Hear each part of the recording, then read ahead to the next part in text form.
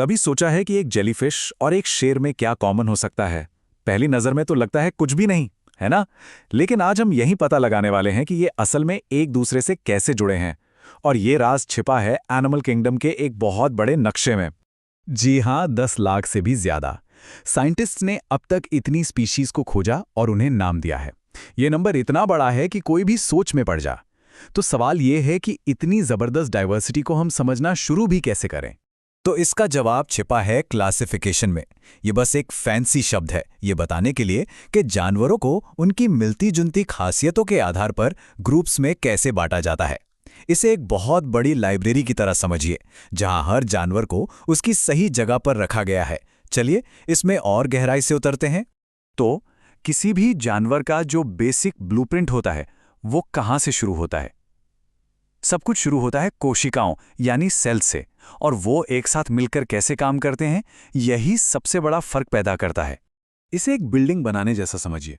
सबसे पहले हमारे पास अलग अलग ईंटें हैं जो कि हैं कोशिकाएं। फिर उन ईंटों को जोड़कर दीवारें बनाई जाती हैं जो हैं ऊतक, ये टिश्यूज। फिर ये दीवारें मिलकर कमरे बनाती हैं यानी अंग, और आखिर में ये सारे कमरे मिलकर एक पूरी इमारत बनाते हैं जो है ऑर्गन सिस्टम। तो चलिए, ये रहा हमारा मैप। इसी को साथ लेकर हम अपनी यात्रा शुरू करेंगे। जैसे जैसे हम आगे बढ़ेंगे, हम इस मैप को भरते जाएंगे और देखेंगे कि सब कुछ आपस में कैसे जुड़ता है। तो ठीक है, सेल्स तो व्यवस्थित हो गए। अब अगला कदम क्या है? अगला कदम है बॉडी का प्लान तैयार करना। और ये सब कुछ सिमेट्री यानी सममिति पर निर्भर करता है। कभी गौर किया है कि एक तितली इतनी परफेक्टली बैलेंस्ड क्यों दिखती है?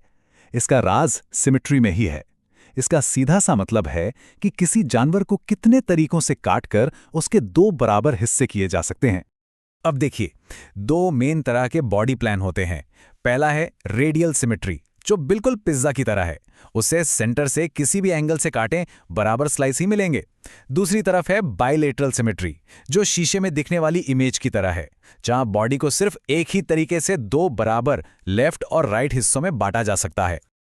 लेकिन रुकिए, जानवरों को सिर्फ बाहर से देखकर ही क्लासिफाई नहीं किया जाता। असली कहानी तो अंदर छिपी है।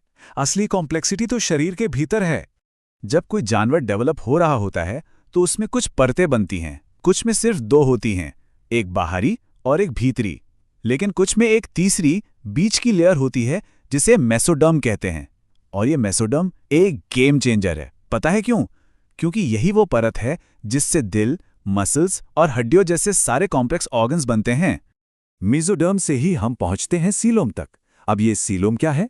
जरा सोचिए, जैसे एक गुब्बारे के अंदर एक और गुब्बारा हो। बाहरी गुब्बारा है शरीर की दीवार और भीतरी गुब्बारा है हमारी याद। इन दोनों के बीच की जो खाली जगह है वही सीलोम है। ये अंगों के लिए एक कुशन वाली जगह है जहां वे सेफ रहकर अपना काम कर सकते हैं।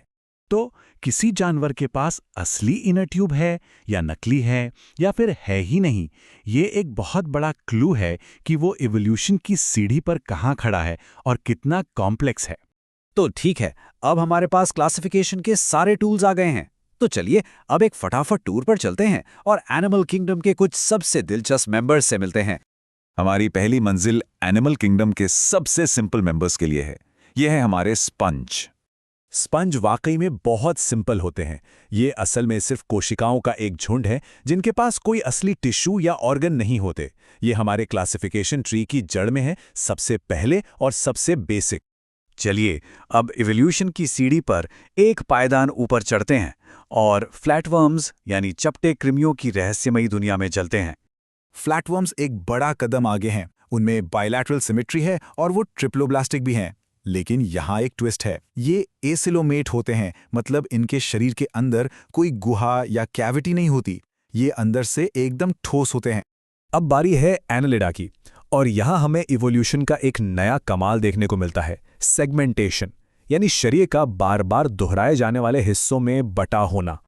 नेरिस को देखिए, इसमें साफ देखा जा सकता है कि इसकी बॉडी छोटे छोटे हिस्सों में कैसे बटी हुई है।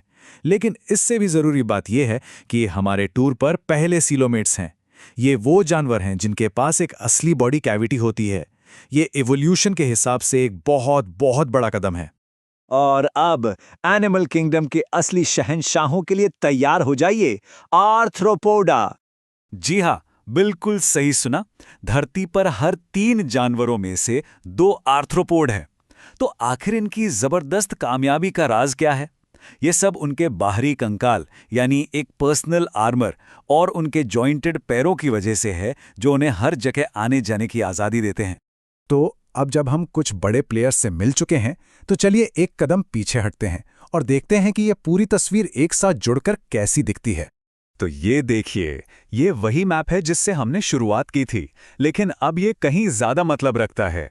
कुछ सिंपल रूल्स को फॉलो करके, जैसे ऑर्गेनाइजेशन का लेवल, सिमेट्री और बॉडी कैविटी, हम सिंपल स्पंज से लेकर बेहद कॉम्प्लेक्स जानवरों तक पूरे एनिमल किंगडम के लिए एक लॉजिकल मैप बना सकते हैं। तो एक सवाल के साथ इस चर्चा को खत्म करते हैं। जिंदगी के इस पूरे खाके को देखने के बाद कौन सा डिजाइन सबसे ज्यादा हैरान करता है? ये वाकई सोचने वाली बात है कि कैसे कुछ सिंपल एवोल्यूशनरी नियमों से इतनी कमाल की डाइवर्सिटी पैदा हो सकती है। अगली बार जब कोई कीड़ा या पक्षी दिखे तो याद रखेगा कि ये लाखों सालों का डिजाइन है जो हमारे सामने है।